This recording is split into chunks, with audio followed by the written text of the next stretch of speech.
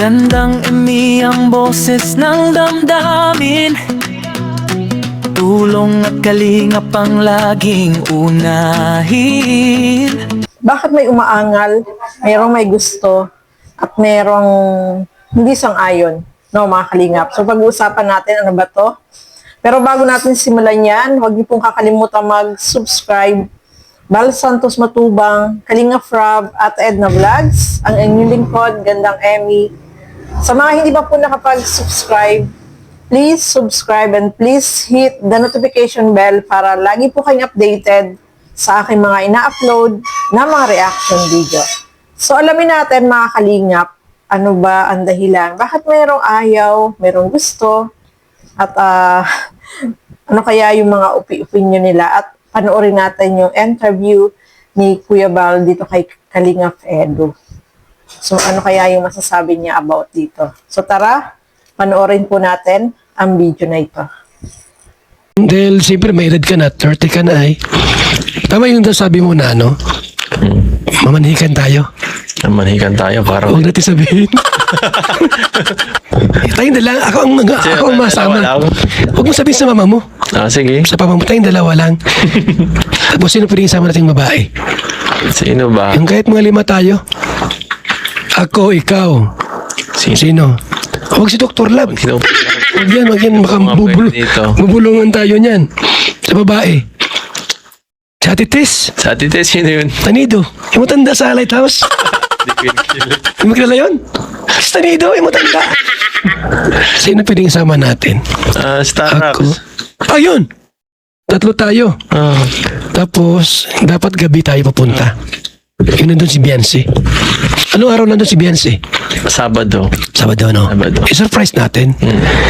Tapos, gawin natin ay kasapin natin yung magulang na yung plano natin na na pagpapakasal. As soon as possible ba? As soon as pa. Ano, sinong mauna? Si JJ o ikaw? Nakita na si JJ at JJ, ano yun? May 7 yun. Baka masapawan, mahirap na. Mga June ka. Sige. Ha? Kami na baka ni July po nil sa handa.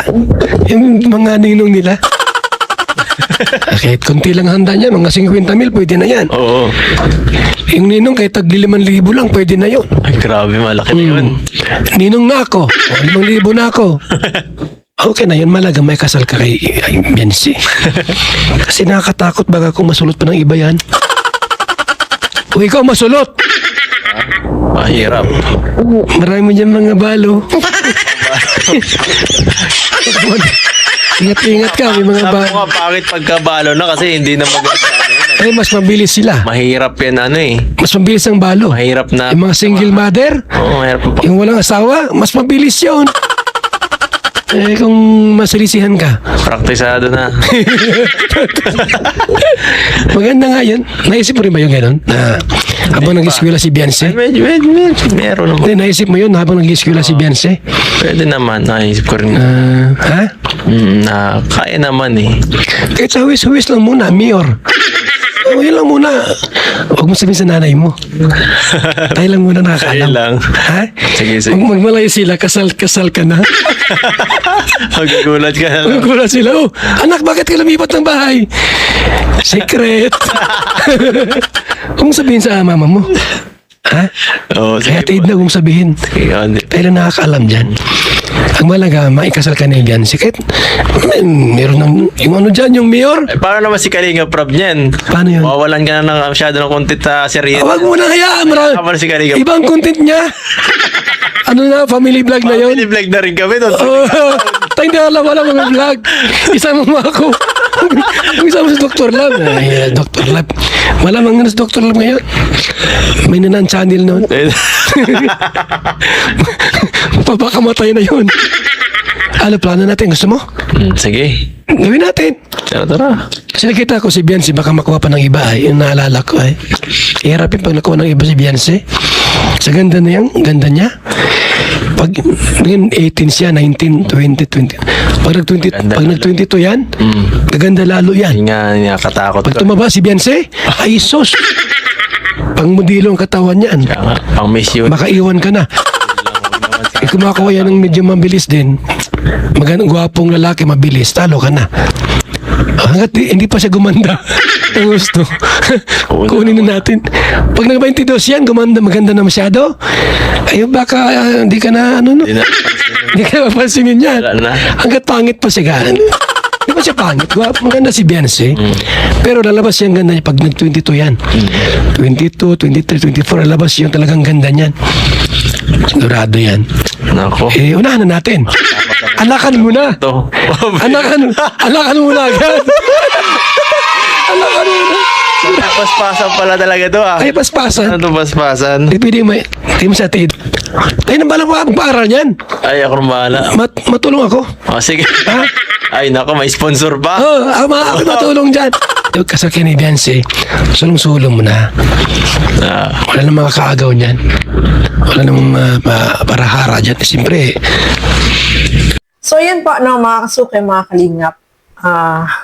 Ang plano ni Kuya Bal is ipakasal itong si Beyonce at si Edo.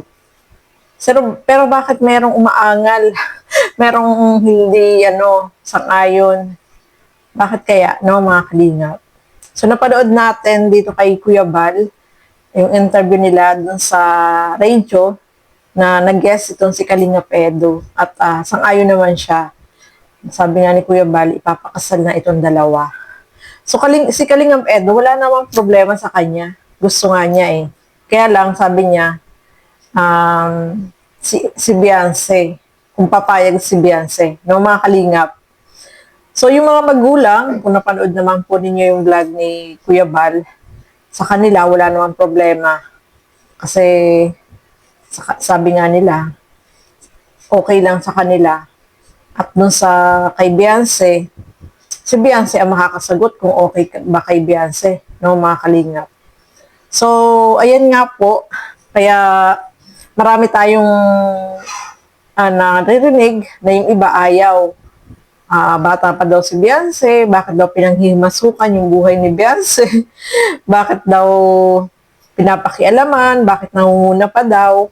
Yung iba naman is okay na okay, masaya sila, kasi nga, yun naman yung gusto natin, di ba, na yung dalawa ay silang dalawa ang magkatuluyan, no, mga kalingap. At kapag silang dalawa yung nagkatuluyan, syempre, happy tayong lahat, di ba? Kaya lang, mayroong mga ayaw, no, mga kalingap. Bakit? May magagawa ba kayo kung ang gusto naman ni Beyonce? Magpakasal kay Kalingap Edo. Kaya nga yung mga magulang, sabi din nila, na kay Beyonce ang sagot. Wala silang magagawa kung gusto ni Beyonce at kagustuhan ni Beyonce na magpakasal kay Kalingap Edo. Di ba? So tayo, nandiyan lang tayo para sumuport, no, mga kalingap. Hindi naman sa pinangunahan yung damdamin ni Beyonce. Siyempre, na kay Beyonce din naman kung papayag siya, no? So, ang gusto lang naman nila, Kuya Bal, ay yung dalawa ay hindi magkahiwalay, no? At meron naman nag-aaral, di ba, na nagtuloy sa pag-aaral. Kasi ang gusto mangyari ni Kuya Bal habang nag-aaral, ay kasal na sila. So, may magagawa po ba kayo kung gusto naman ni Beyonce, di ba? Wala naman. Masaya nga tayo dahil yan na, marami yung masaya. Siguro ilan lang yung ayaw. No, mga kalingap. Kasi nga, bakit kaya ayaw nila? Bagay na bagay naman yung dalawa. Mahal naman ng dalawa yung bawat isa. Sa magulang naman, walang problema. Di ba? So, wala tayong dapat na ipag-alala kasi alam naman natin si Kalingap Edo ay seryoso naman niya kay Beyonce at saka alam natin na si Beyonce magiging okay siya kapag si Kalingap Edo yung nakasama niya. Swerte na siya kay Kalingap Edo at si Kalingap Edo ay ganoon din naman kay Beyonce, no, mga kalingap. Kaya yung mga umaangal dyan, bahala kayo. Kung gusto ni Beyonce, wala naman po kayong magagawa, di ba?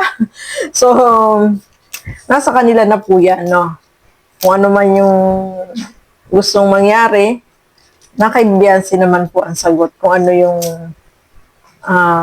pwedeng mangyari, no, mga kalingap. Basta nandyan lang tayo support dito sa kanilang dalawa. At masaya tayo kung sila man ay magkakatuluyan, no, mga kalingap. So, abang-abang tayo kung ano-ano magiging ganap. So, narinig nyo naman po yung interview kay Kalingap Edo at sa kanya ay okay. At si Beyonce lang yung aalamin kung okay sa kanya.